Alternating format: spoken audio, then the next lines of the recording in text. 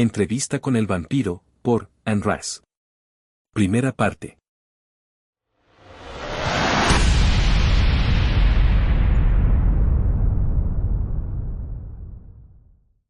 Ya veo, dijo el vampiro pensativo, y lentamente cruzó la habitación hacia la ventana. Durante largo rato, se quedó allí contra la luz mortecina de la calle observando los focos intermitentes del tránsito. El muchacho pudo ver entonces los muebles del cuarto con mayor claridad. La mesa redonda de roble. Las sillas. Una palangana colgaba de una pared con un espejo. Puso su portafolio en la mesa y esperó.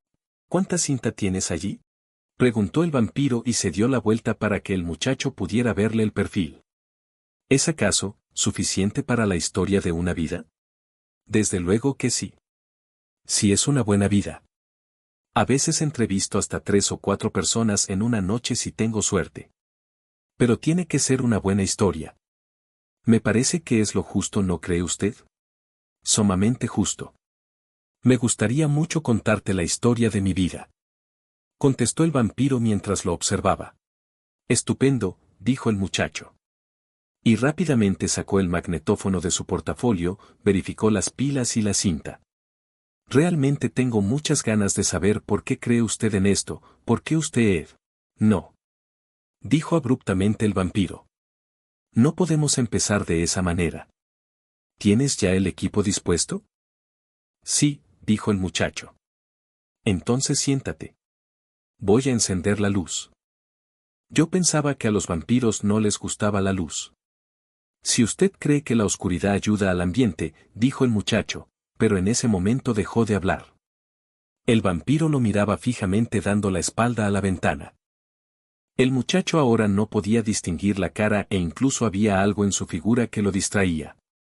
Empezó a decir algo, pero no dijo nada.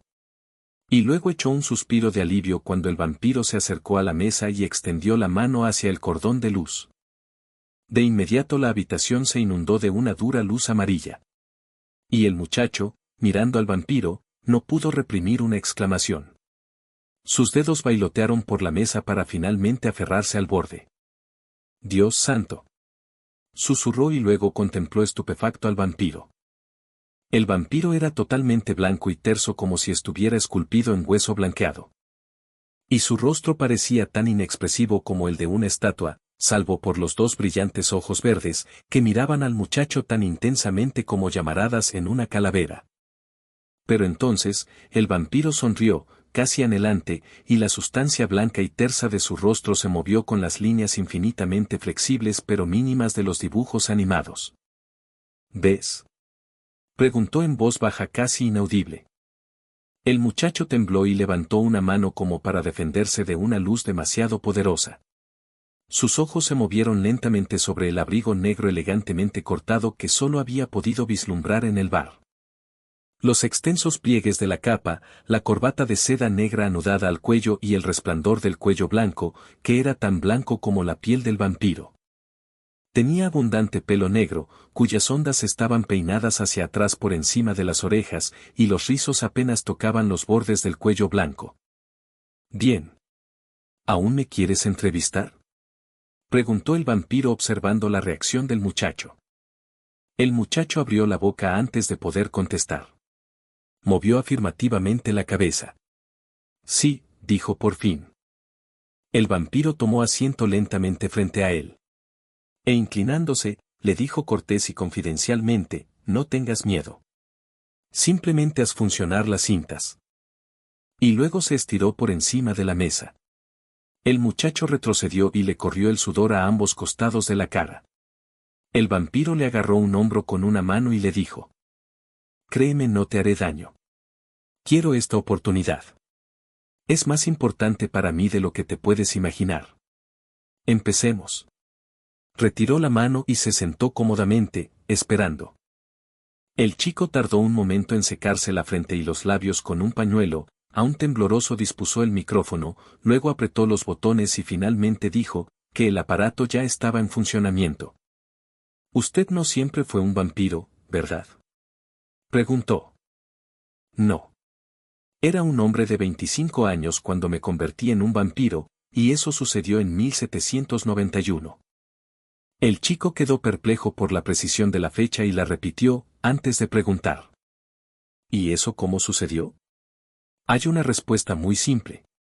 No creo que me gustaría dar esa respuesta, dijo el vampiro. Prefiero contar la historia verdadera. De acuerdo, dijo rápidamente el muchacho. Se pasaba una y otra vez el pañuelo por los labios. Hubo una tragedia, comenzó a decir el vampiro. Fue mi hermano menor. Murió. Y entonces se detuvo. El chico se aclaró la garganta y se secó la cara nuevamente antes de meterse el pañuelo casi con impaciencia en el bolsillo. No le hace sufrir, ¿verdad? Preguntó tímidamente. ¿Te parece que me hace sufrir? Preguntó el vampiro. No. Sacudió la cabeza el muchacho. Solo se trata de que he contado esta historia a una sola persona. Y eso sucedió hace mucho tiempo. En ese entonces vivíamos en Luisiana. Habíamos recibido tierra para colonizar y pusimos 2 plantaciones de índigo en el Mississippi, muy cerca de Nueva Orleans. Ah, por eso el acento, comentó en voz baja el chico. Por un momento, el vampiro le echó una mirada vaga. ¿Tengo acento? Preguntó, y empezó a reírse. Y el chico, aturdido, contestó rápidamente. Lo noté en el bar cuando le pregunté cómo se ganaba la vida. No es más que un leve acento en las consonantes, eso es todo. Nunca me imaginé que fuera francés. Tranquilo, está bien, no estoy tan sorprendido como parezco. Le aseguró el vampiro, solo es que, de tanto en tanto, lo olvido. Pero deja que continúe. Por favor, dijo el chico. Te hablaba de las plantaciones. En realidad, tuvieron mucho que ver con mi transformación en vampiro. Pero ya llegaré a eso. Nuestra vida era lujosa y primitiva al mismo tiempo. Y nosotros la encontrábamos sumamente atractiva. Allí vivíamos mucho mejor de lo que jamás podríamos haber vivido en Francia. Tal vez la mera inmensidad de Luisiana nos lo hacía parecer, pero, al parecer que así era. Lo era. Recuerdo los muebles importados que decoraban la casa, como testigos o recordatorio de nuestro origen extranjero. Decía el vampiro mientras sonreía. Y el clavicordio, era un encanto. Mi hermana solía tocarlo. En los atardeceres del verano, ella se sentaba ante las teclas dando la espalda a las grandes puertas vidrieras. Y todavía puedo recordar esa música rápida, quebradiza, y la visión del pantano elevándose detrás de mi hermana. Los cipreses llenos de musgo flotando contra el cielo. Estaban los ruidos del pantano, un coro de criaturas, y el canto de los pájaros. Pienso que todo aquello nos encantaba. Ese contraste hacía que los muebles de palo rosado fueran más preciosos, que la música fuera más delicada y deseable. Inclusive cuando el árbol de wisteria rompió las contraventanas de las ventanas del ático y sus ramas se abrieron paso por el ladrillo blanqueado en menos de un año. Sí, nos encantaba. A todos menos a mi hermano. Creo que nunca lo oí quejarse de algo, pero yo sabía cómo se sentía. Mi padre ya había muerto entonces y yo era el cabeza de familia. Y tenía que defenderlo constantemente de mi madre y de mi hermana. Ellas querían llevarlo a hacer visitas o a fiestas en Nueva Orleans, pero él detestaba esas cosas. Creo que dejó de ir a todos los sitios antes de tener 12 años. Lo que le interesaba era orar, la oración y las vidas de los santos en libros forrados de cuero. Por último, le construyó un oratorio alejado de la casa y él empezó a pasar allí casi todo el día, y a menudo los atardeceres. Fue algo irónico en realidad. Era tan distinto a nosotros, tan distinto a todos, y yo era tan normal.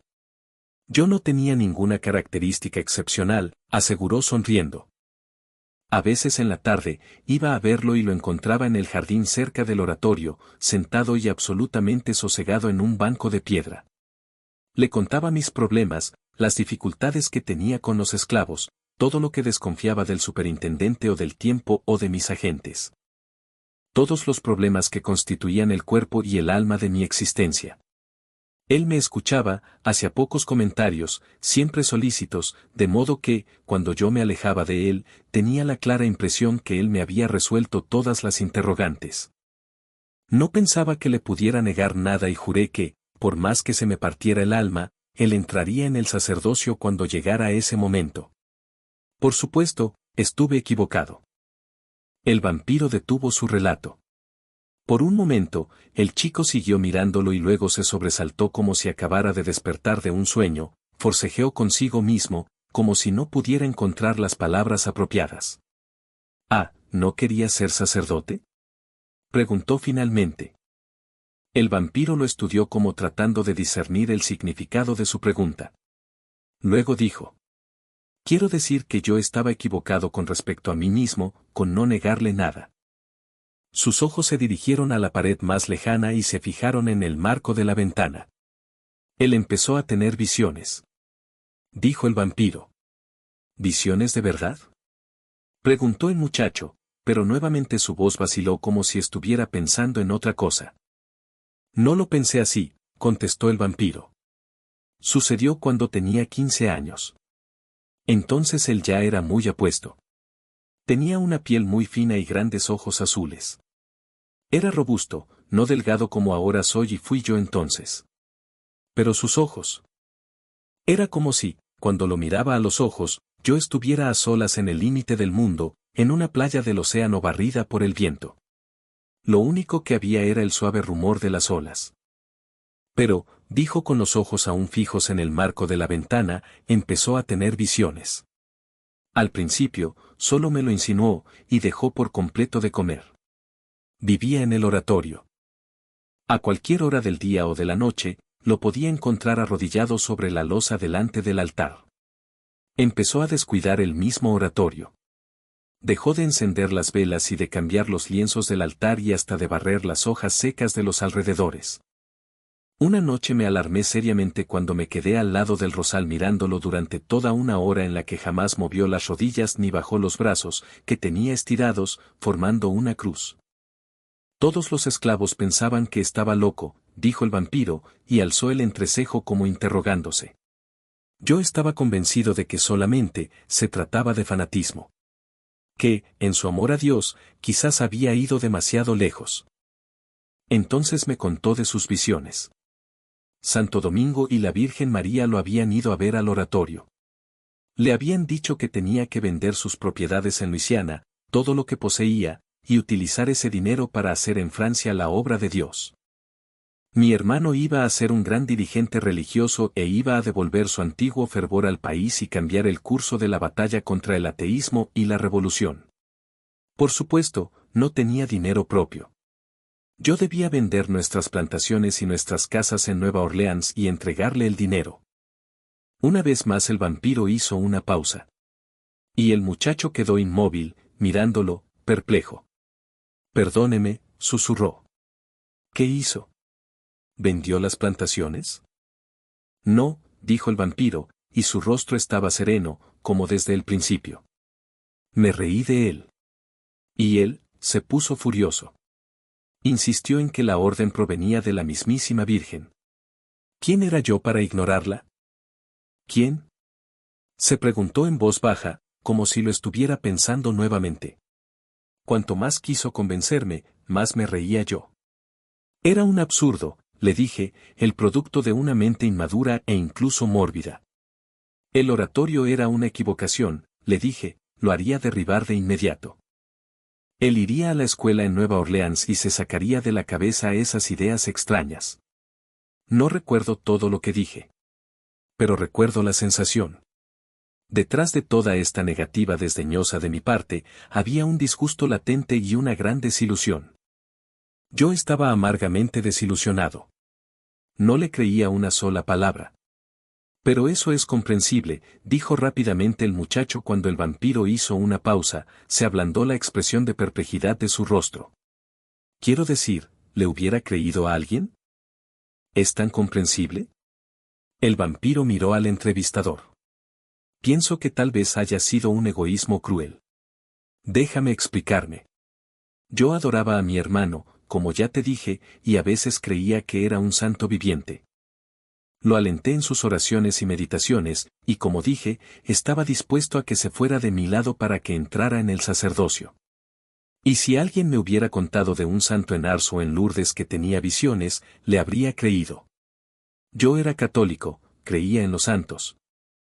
Encendía velas delante de sus estatuas de mármol en las iglesias. Conocía sus imágenes, sus símbolos, sus nombres. Pero no lo creí, no en mi hermano. No solo no creí que tuviera visiones, no lo pude considerar posible un solo instante. ¿Por qué no lo creí? Porque era mi hermano. Francisco de Asís podía ser santo, podía ser extraño, pero no mi hermano no podía serlo. Eso es egoísmo. ¿Te das cuenta? El entrevistador lo pensó antes de contestar y entonces asintió con la cabeza y dijo que sí. Que pensaba que así era. Quizá tenía visiones, dijo el vampiro. Entonces usted no afirma saber, ahora, si las tenía o no. No, pero sé muy bien que jamás vaciló un segundo en sus convicciones. Eso lo sé y lo sabía entonces, esa noche, cuando salió de mi habitación furioso y dolorido. Jamás vaciló un instante. Y a los pocos minutos, estaba muerto. ¿Cómo? Preguntó el entrevistador. Simplemente traspasó las puertas vidrieras, salió a la galería y se quedó un momento en lo alto de las escalinatas de ladrillo. Entonces, se cayó. Estaba muerto cuando llegó al fondo. Con el cuello roto, dijo el vampiro. Y se sacudió la cabeza con consternación, pero su rostro aún estaba sereno. ¿Usted lo vio caer? Preguntó el chico. ¿Resbaló?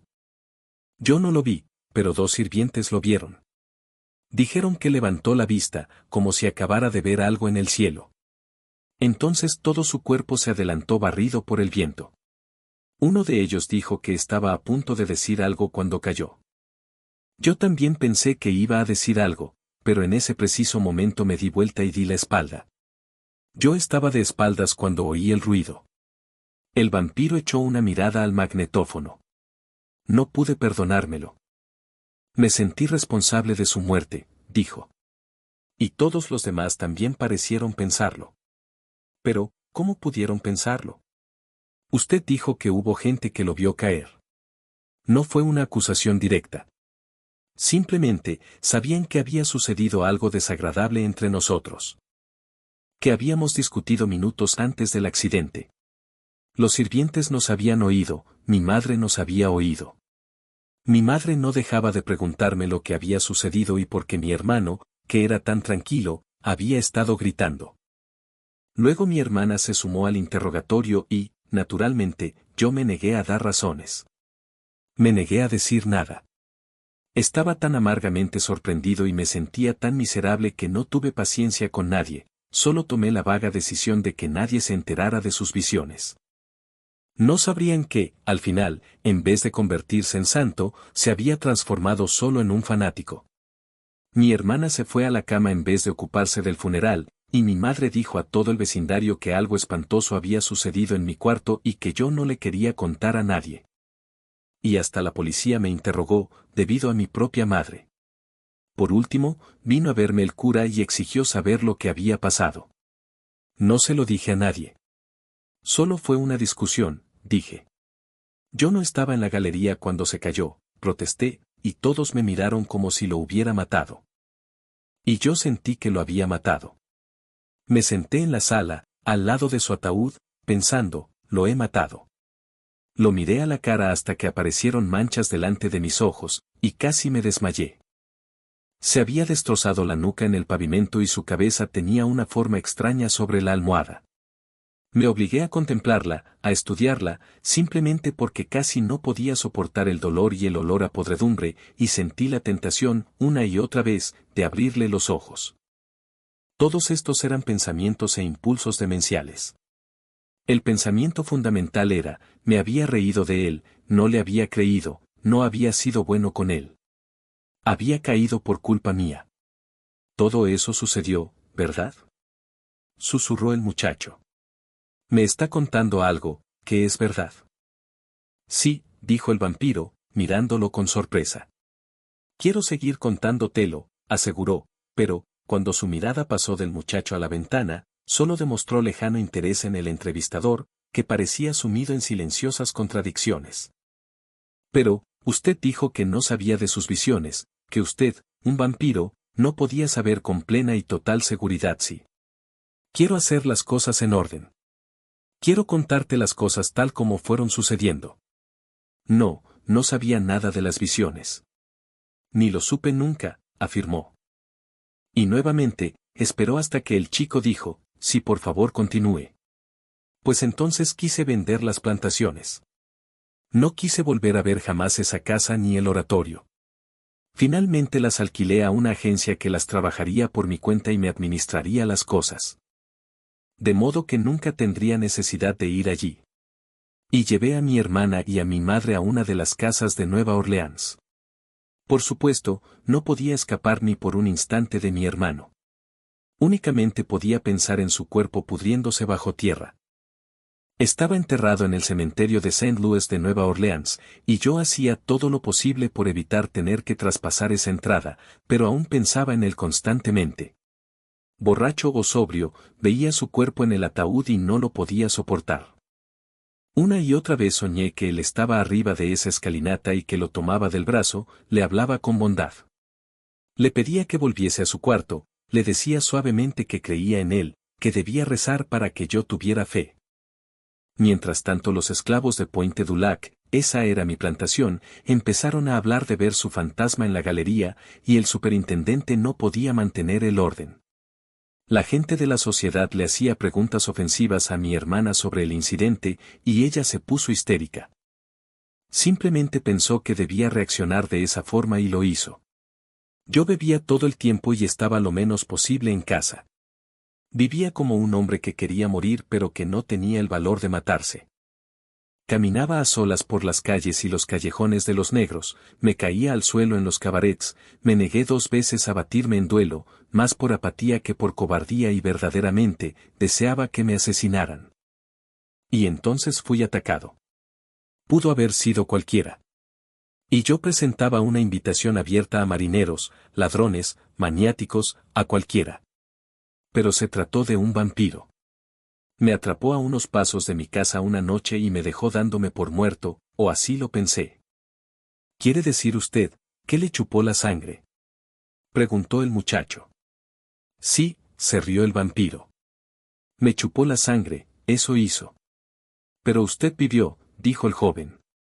Usted dijo que lo dejó dándolo por muerto. Bueno, me desangró casi hasta el punto de la muerte, lo que para él era suficiente.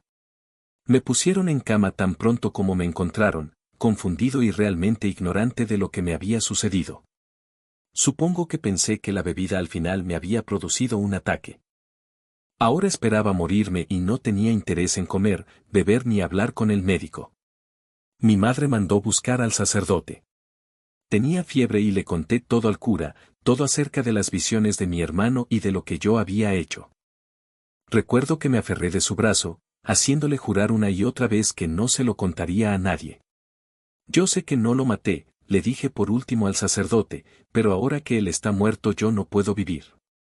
No después de la manera en que lo traté. Eso es ridículo, me contestó. Por supuesto que usted puede vivir. Usted no tiene nada de malo salvo las ganas de hacerse mal a sí mismo. Su madre lo necesita y ni mencionar su hermana. Y en cuanto a ese hermano suyo, puede estar seguro de que estaba poseído por el demonio. Me quedé tan perplejo cuando dijo esto que no pude protestar. El demonio producía visiones, continuó explicando. El demonio seguía raptando. Todo el país francés estaba bajo la influencia del diablo y la revolución había sido su máximo triunfo. Nada podría haber salvado a mi hermano salvo el exorcismo, las oraciones, ayunos y unos hombres que lo agarraran cuando el demonio enfureciera su cuerpo y quisiera arrojarlo por los aires. El demonio lo empujó por la escalera, es algo perfectamente evidente, declaró. Usted no habló con su hermano en esa habitación, usted habló con Satán. Pues bien, eso me enfureció. Antes yo creía que había llegado a un límite, pero no era así. Continuó hablando del demonio, del vudú entre los esclavos y de casos de posesión en otras partes del mundo. Y perdí el dominio de mí mismo. Destrocé la habitación y casi lo mato. Pero sus fuerzas. El vampiro, dijo el chico. Yo estaba fuera de mí, explicó. Hacía cosas que no podría haber hecho en mi estado normal.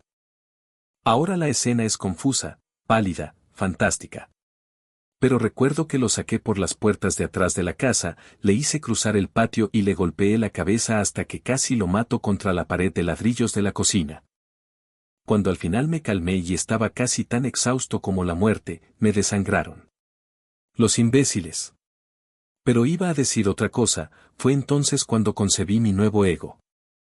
Quizá lo había visto reflejado en el cura. Su actitud de desprecio ante mi hermano reflejó la mía propia, su crítica inmediata y vacua sobre el demonio, su negativa a concebir siquiera la idea de que la santidad le había pasado tan cerca. Pero creía en la posesión del demonio. Esa es una idea mucho más mundana, dijo el vampiro de inmediato.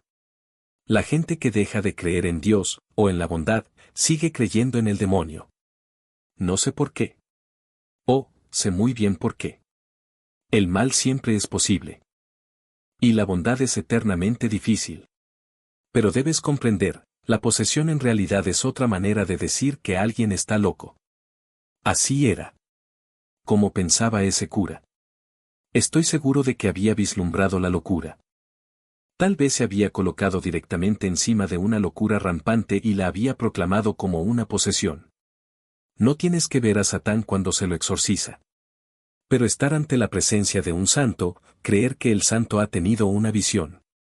No, es egoísmo, es nuestra negativa a creer que puede suceder a nuestro lado. Nunca lo pensé de esa manera, dijo el joven. ¿Y qué le pasó a usted? Dijo que lo desangraron para curarlo, y eso lo debe de haber dejado a un paso de la fosa. El vampiro se rió. Sí, por cierto que así fue. Pero el vampiro regresó esa noche. ¿Ves? Quería Puente du Lac, mi plantación. Era muy tarde, después de que mi hermana se quedara dormida. Lo recuerdo como si hubiera pasado ayer. Entró por el patio, abriendo sin hacer un solo ruido las puertas vidrieras. Un hombre alto de piel blanca, una masa de pelo rubio con una cualidad grácil, casi felina en los movimientos. Cautelosamente, puso un mantón sobre los ojos de mi hermana y bajó el pabilo de la lámpara. Ella quedó dormitando al lado de la palangana y del pañuelo con que había estado refrescándome la frente, y no se movió ni un instante en toda la noche. Pero para entonces, yo ya había cambiado mucho.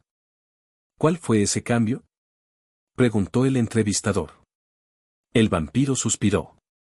Se recostó contra la silla y miró las paredes. Al principio creí que se trataba de otro médico o de alguien llamado por la familia para que hablara conmigo. Pero de inmediato se me desvanecieron esas sospechas. Él se acercó a mi cama y se agachó de modo que su rostro quedó a la luz de la lámpara, y vi que no era un ser humano normal. Sus ojos verdes destellaban de incandescencia y las largas manos blancas que colgaban a sus costados no pertenecían a un ser humano. Pienso que lo supe todo en aquel preciso instante, y lo que él me contó fue únicamente su consecuencia natural. Lo que quiero decir es que cuando vi su aureola extraordinaria y supe que era una criatura que yo jamás había visto, quedé reducido a la nada. Ese ego que no podía aceptar la presencia de un ser humano extraordinario a su lado, quedó destrozado. Todas mis concepciones, incluso mi culpabilidad y el deseo de morir, me parecieron absolutamente sin importancia. Me olvidé por completo de mí mismo. Dijo, tocándose suavemente el pecho con el puño. Me olvidé por completo de mí.